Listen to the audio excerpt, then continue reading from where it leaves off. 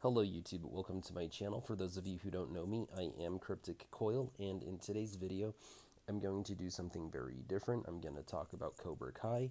I've never talked about Cobra Kai on my channel. I just got into it, but I've binged and killed all 5 seasons, so I'm going to talk about something that before the movie or season 6, whichever comes out first, comes out. So, the first thing that I'm gonna do is tie my hair back into my Tony Silver or Terry Silver ponytail. Because ever since I started watching the show, I really started feeling the ponytail. Yeah, so, all right, I put up a video on my channel earlier, but I felt like it was too long.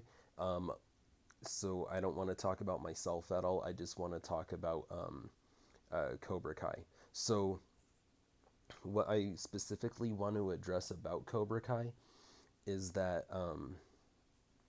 there's a fan theory that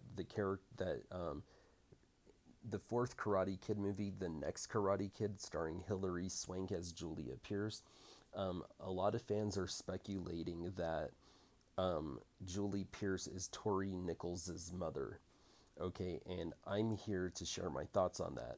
Okay, simply put, I don't buy it. I think it's an interesting theory, but I'm not biting. And here's why. Okay, so there's a couple of reasons. The first reason being, reason number one being,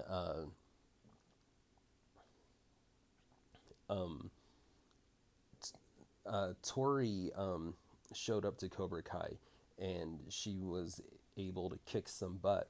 And she explained it by saying, yeah, I did some kickboxing where I come from. So, due to the fact that Julie was trained in karate by Mr. Miyagi, I don't think that Julie would have enrolled her daughter into kickboxing. I think she would have kept her in karate like Julie did.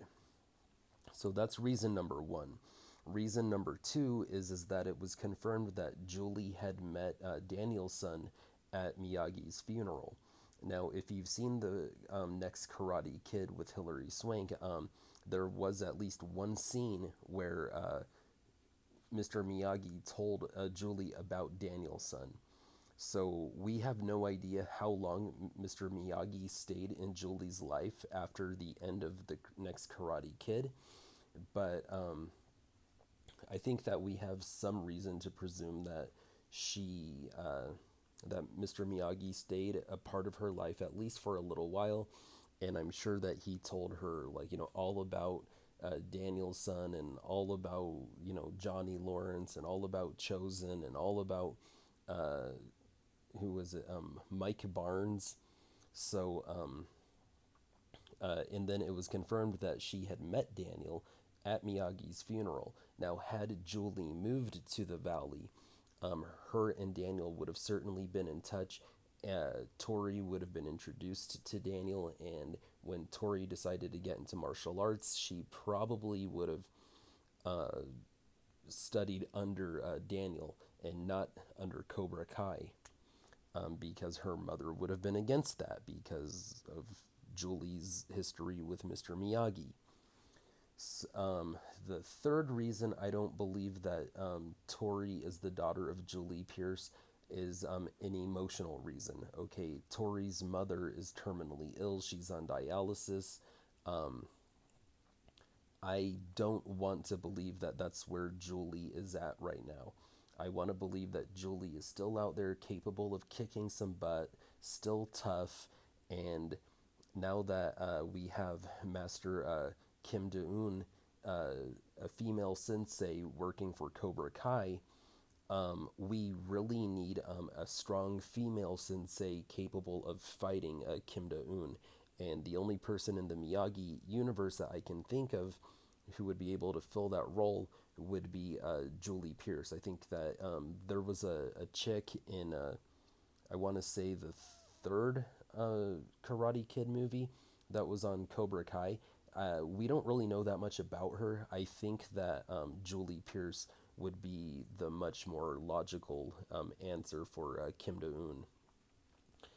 And I don't think that Tori's mother, in her current health condition, would be capable of fulfilling that need for the Miyagi Fang camp if she is in fact Julie Pierce.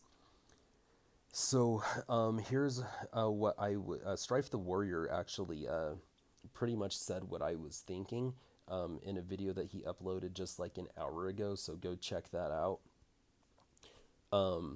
Something that I would like to see though.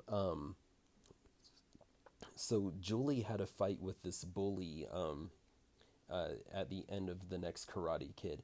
He was in ROTC, and his ROTC instructor was this, you know, big time jerk, you know, just like a Kreese was.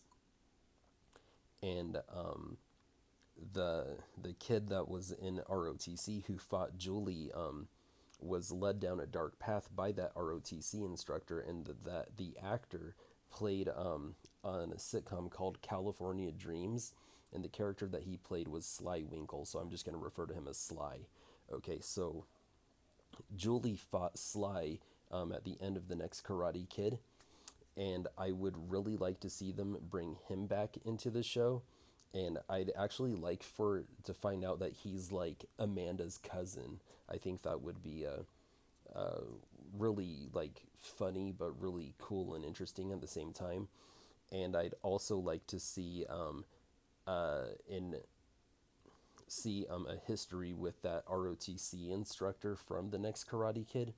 I'd like to see that he has a history with Kreese and Silver. I think that would be really cool. So, but I mean, we'll see.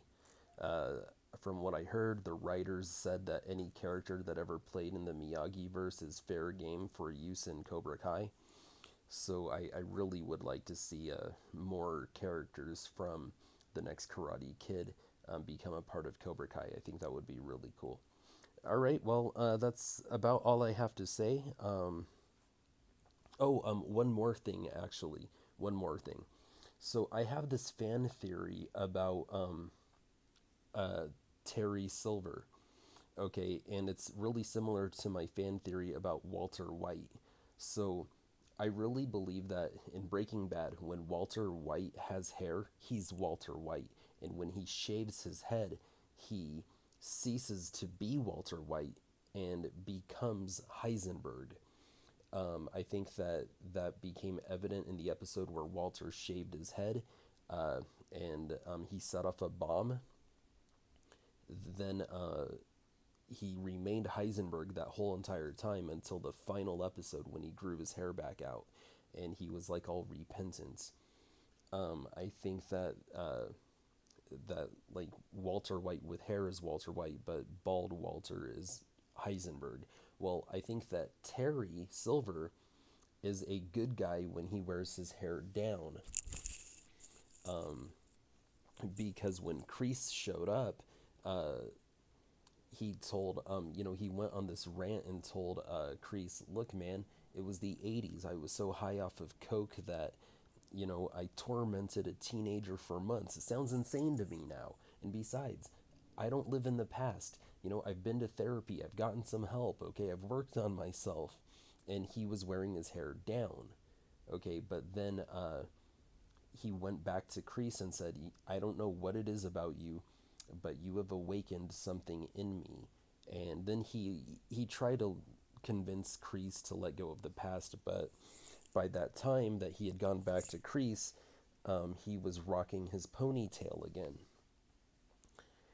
And I truly believe that the ponytail symbolizes the evil inside of a Silver, and I think that when he wears his hair down, it symbolizes that the good in him.